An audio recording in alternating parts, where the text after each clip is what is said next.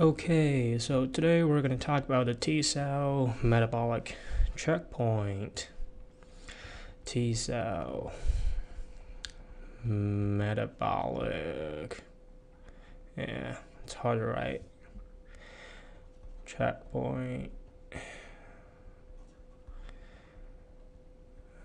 God, I hate this program. Okay, so, alright, before we go into the details, we're going to just briefly talk about how T cell works.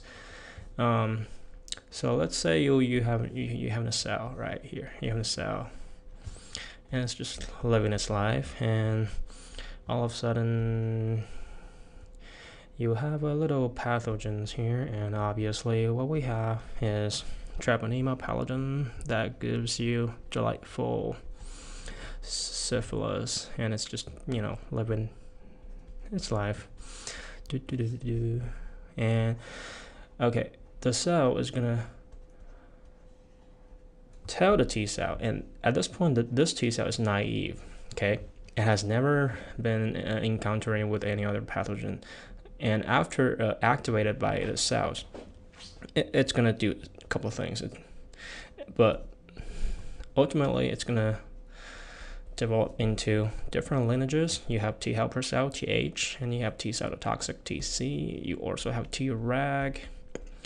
You do have other lineages too, but we're not going to talk about those. And TH is also CD4, TC is CD8, and eventually the TC is going to kill the infected cell and the pathogen together. So to do this, right, you're going to have to grow, and then you differentiate into different lineages. And today we're going to talk about those two steps in a entire metabolic pathway here. So now the importance of the checkpoint is to make decision for the cells. And to make decision, you first have to be aware of the situation. So you have a sensor, right? You have a sensor. Now, what a sensor does is to sense those metabolites in the environment. It can be in a cell, it can be outside of cells. Those metabolites are those molecules that represents any kind of information in the environment. You can have like just oxygen, or you can have insulin, or you can have one of those interleukin. You can have interleukin 2, or you can sense other nutrients, right? Like if you have glucose. So anyway, you have those molecules that represent information, and they're going to be grabbed by the sensors. Now, once the sensor sensed the information, it's going to pass it to those transducers, right? Transducers will further pass the information eventually to the effector that actually does the specific functionality. So that's what checkpoint does. Okay, it senses the information and it makes decision. So whether you're going to go forward, you're going to stop, you're going to detour to another pathway, it depends on the checkpoint. Okay. So for the checkpoint we're going to talk about today, responsible for growth and differentiation of T cells, it's going to be here. All right, so that's the little tiny thing of many steps. You have three major components: TORC1, TSC, and AMPK. All right, so TORC1 is the transducer here. So after this point, it's going to be a factor, right? It's going to be translation, whatever you do. And sensor is the AMPK-alpha here. Okay, so you have a midpoint TSC, and we're going to talk about that later. Okay, so we are going to do the transducer first. So you have a transducer, which is TORC. TORC. It's actually not just one, it's actually a 1 and 2. It's a complex made of two molecules. They can both function independently or together, and it's weird. So you have TORC, you have this complex here, and TORC is target of rapamycin. Okay, so rapamycin is a drug for immunosuppression. It suppresses your immune system by targeting at the TORC.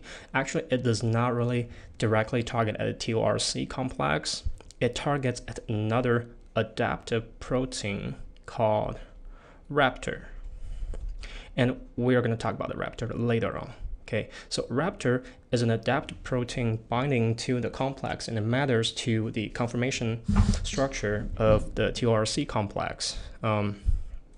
So that can be a part of the regulation of your TORC. So basically, you have to have two things: a upstream protein kinase and GTPase from reg family.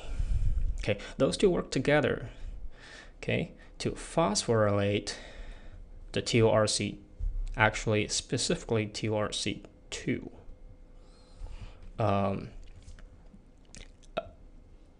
It can phosphorylate TORC1 first, but we are talking about 2 here. The exact mechanism here is not well understood. Okay, so the phosphorylation will activate this complex, and then what's going to happen downstream is TORC1 and 2. So after it's activated,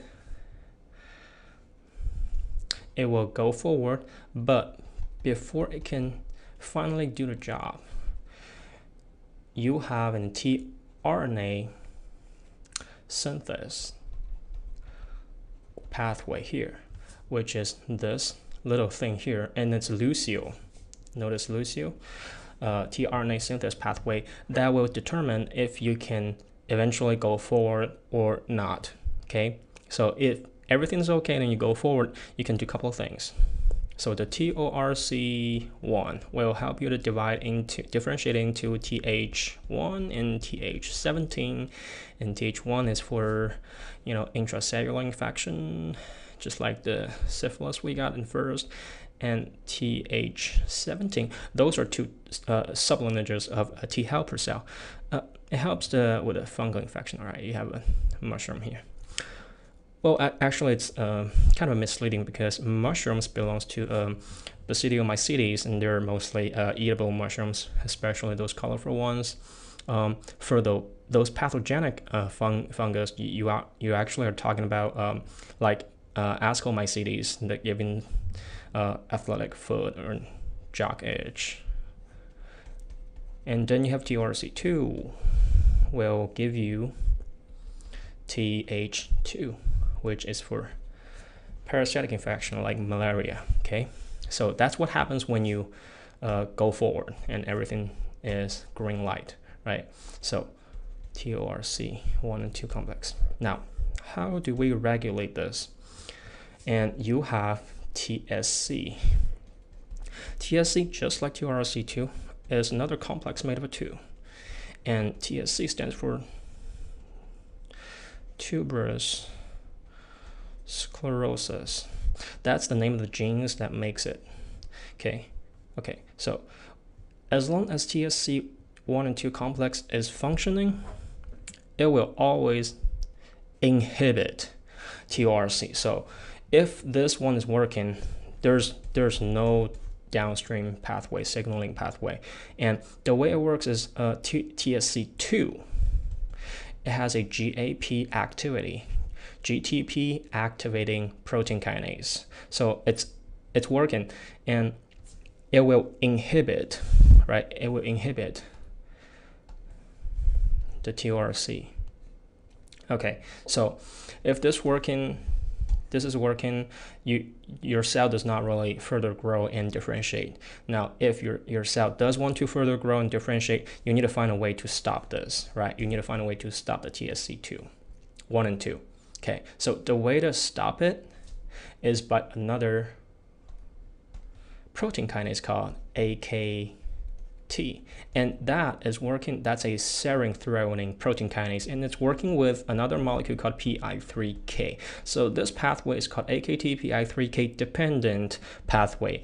This will phosphorylate the TSC1 and 2 and inhibit. So AKT, let's make it clear. AKT will inhibit TSC, and TSC will inhibit TORC. So if AKT stops TSC, which means there's no more inhibition, and TORC can go forward, right? Okay, so, and it does it by phosphorylation. Okay, now this is important because later on we're going to talk about phosphorylation means differently to the same molecule. At last we're going to talk about the AMPK-alpha. That's an AMP activated protein kinase. Okay, I'm not going to write those. So it's activated by AMP or ADP. They both activate it, but AMP works the best.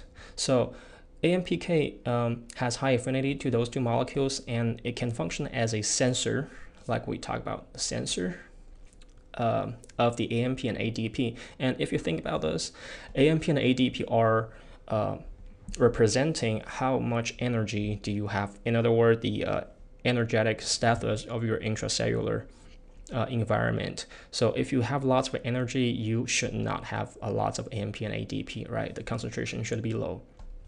Now, when the concentration of AMP is high enough, AMP or ADP, they're going to bind to the gamma subunit of AMPK-alpha, and you have LKB1, KB1, and CAMKK beta. So those two molecules, liver kinase beta 1, and you have calcium calmodulin kinase beta. Those two molecules, they work together to phosphorylate the alpha subunit. You also have beta subunit, but we're not going to talk about those. So phosphorylation of alpha subunit and binding of AMP or ADP, those two work together simultaneously to reach the activation of AMPK-alpha. Okay, so when AMPK-alpha is activated, it will activate TSC. Well, if TSC is activated, if it's working, it will block TORC. Well, it makes sense because AMP, which means low energy, activate this. Well, if you go differentiation and growth, you need high energy. When you have low energy, you do not want to do those. So low energy activate AMPK, activated TSC will inhibit TORC. And another thing that AMPK does is to inhibit the raptor. Remember, the raptor is the adaptive protein here. Okay, so while activating TSC to inhibit TORC, AMPK also inhibit raptor to inhibit TORC. So it's like a double checking system. So if you have low energy, you will use AMPK-alpha to inhibit the TORC. And it's competing with the activation function of AKT pathway. And interestingly, both phosphorylates the same molecule. So phosphorylation of the TSC can mean differently. It's achieved by a phosphorylation at different spot on the same complex. So this can maybe phosphorylate here, and AKT can phosphorylate here. So you can phosphorylate at different position to achieve either inhibition or activation. And that's the general overview of this pathway.